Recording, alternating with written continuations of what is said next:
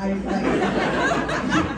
was surprised. I was. I know, like Aubrey took the job because she wanted to work with you.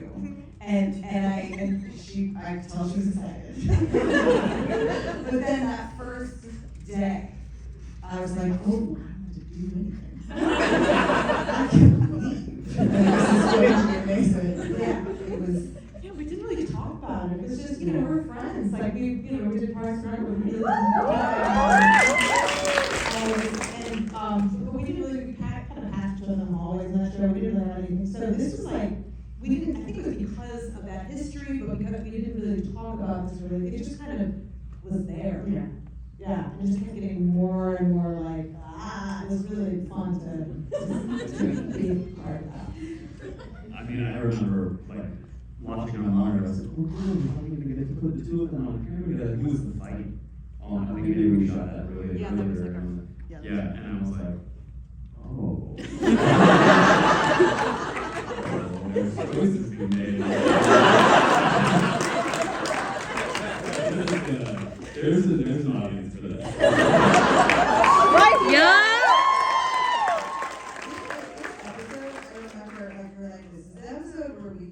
The full-on musical number. We got a demon, and we got fire, and then I remember seeing it really good, and everybody was like, "Oh, it's just about two ladies who almost kissed." Yeah. That's the synopsis. You play so many iconic roles, but Edgar really does strike a certain chord with people. What is it like? What do people come up and want to say to you or talk to you about? Well, it's funny, I was laughing at the beginning because usually people are like, dude, we go to high school together, like, still, I don't know. But,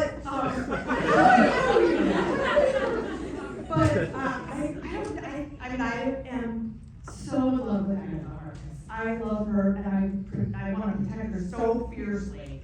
And she also, intimidates me, and she's there's parts of her that are so aspirational, kind of scary, which I just love her so much. So, I don't know, when I hear about it, it's always in the context, I think, of just being, there's not good or bad. Yeah. I think people respond to that, that line, amazing line, can't be bad or good at the same time.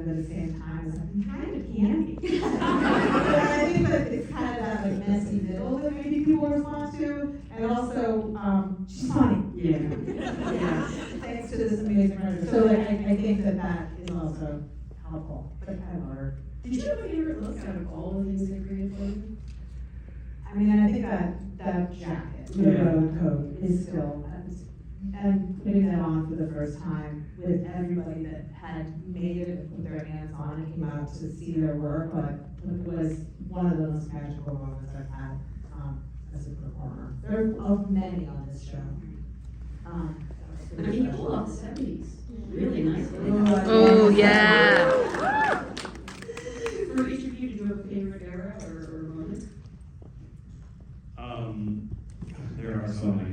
It's really hard to pick. I think I really liked getting to finally go to the sort of dark, sinister place that Lady Death inhabits in the battle in episode 8, or when we reveal her final form. The show was just a dream job for me. It was such a gift. It was like I was being handed I was like, this is the last job I ever did. I'm happy.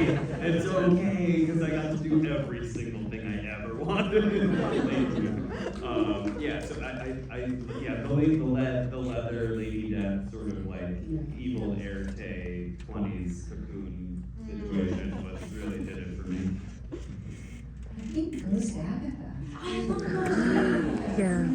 Because it was so it was almost so unknown. We weren't sure how it was all going to piece together, and Catherine is amazing to work with as a hairdresser. Please, you put a wig on her, and she embodies the character instantaneously. And I love a wig. So it was really fun to finally set it on her, and it just. She just became. It gives you hope when you die, you get great hair. I can't wait for my hair to be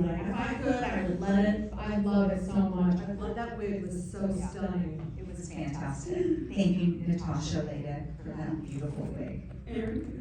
I'm kind of in the same boat as Daniel, where I think we enjoyed creating looks for every time period, every part of the mood. It was, as far as makeup goes, it was a dream as well. And truly, I was just saying this to Jeff upstairs, where it was probably one of the hardest challenges to wrap your brain around a new look, you know, as frequently as we did, but it was also a makeup artist dream, because it was, we did as many things as we could pull out of the bag on a daily basis, and again, it went from nails to foot dirt to glitter to you name it. So time period wise, I honestly don't know. I think the original witch looks were my favorite, because we really helping like to bring those characters to life and give them their own identities through makeup, you know, tied with hair, tied with costume. I think was the favorite part, was giving them their own identities with their own looks. But that being said, Death was also one of my favorite looks too, I would say. I used black glitter, I mean. I need to add on Catherine in the 1940s. It is Oh, yes. One of those, that was another one of those days where we went through like major period Yeah, changes. in Montana. That was in Montana. Yeah. In the trailer in the forest. In the forest. Amazing, you guys.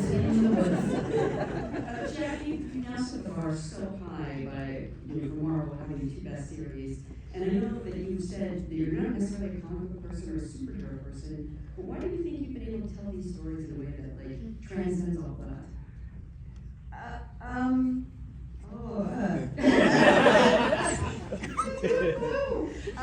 I don't know. I mean, I've always been a genre person. I love allegory, and these stories are, for me, it's just about, it's a conversation about women in power, and so it's always.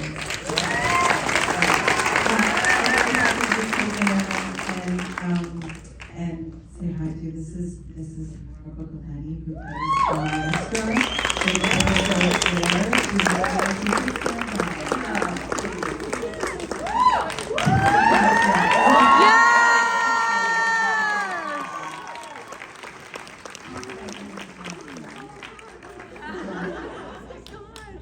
So lovely. Anyway, I don't remember what I was saying. Well, again, everyone can stay seated actually have to get seated within our event, so I would really appreciate it. I do want to remind everyone that all the episodes are streaming now on Disney Plus. You watch them again and again, which is really fun as you learn from this one. You pick up so many Easter eggs. so many key secrets. I am. Sorry, but so many times now, even after doing it, there's these things that I'm picking up on that I didn't even realize were embedded in it. Like, I just found out about the bell. That Nikki steals the bell, and I just, no!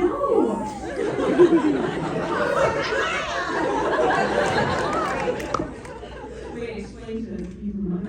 The bell that Agatha uses in episode 2, that she rings, episode 2, she rings for the coven, is the bell that Nikki steals. That Nikki steals. In the You episode. all know it. Yeah. Yeah. Who told you? Did you on Reddit or something? She's on there all All the time. I can't even get you on Instagram. I've been trying for years. Yeah. Motherhon, at Motherhon.